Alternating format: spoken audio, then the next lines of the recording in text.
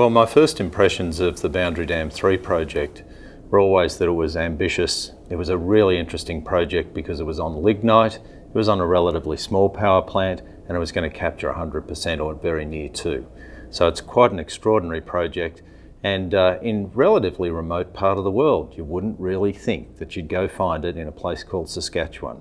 But of course here it is, and it's just world-beating and groundbreaking. Fantastic project. When you think about climate change emissions, 30% of those come from power. And we've heard constantly that CCS is a really important element of solving this climate change challenge. Many of those who don't believe in fossil fuels continuing to being used often claim that CCS on power is a dream. It doesn't exist. Well, SaskPower solved that. It exists. It's now here. The future is here, as SaskPower says. And Boundary Dam 3 actually shows you that CCS on power is reality, it's commercially viable, and no more can the detractors say it doesn't exist. It's a great success. Well, the Global CCS Institute really has at its heart an objective to share knowledge, to accelerate the deployment of large-scale CCS.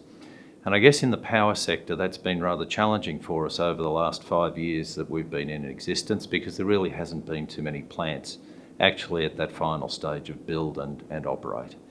The great news with Boundary Dam 3's opening is we now have an operating plant, and we're really looking forward to building on our great relationship with SaskPower that's been built over quite a number of years now, and where together we've actually been spreading the word and the importance of CCS around the world. So I think the opening of Boundary Dam 3 will see our relationship become even stronger and deeper as we collectively go out and spread this word to all of those who have ambition to build CCS plants, as well as those that are now starting their construction phase as well.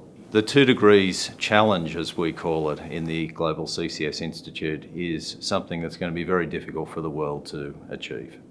It really means you've got to limit our emissions to around 450 parts per million of carbon dioxide and its equivalents, and we're already at 400. So there's really no time to waste.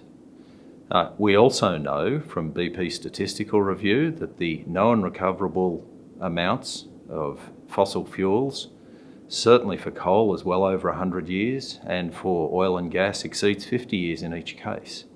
We also have billions of people in the world still in poverty and clearly needing access to low-cost, efficient energy to actually get their standards of living up to a level that most of us are used to. They are going to use those fossil fuels.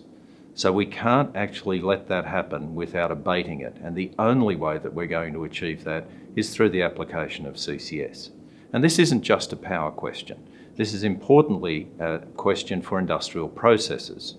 So if we think about renewables and the steel towers that windmills are made from, and if we think about the aluminium and the silica in solar PV panels, all of these require fossil fuels in their processes to manufacture them.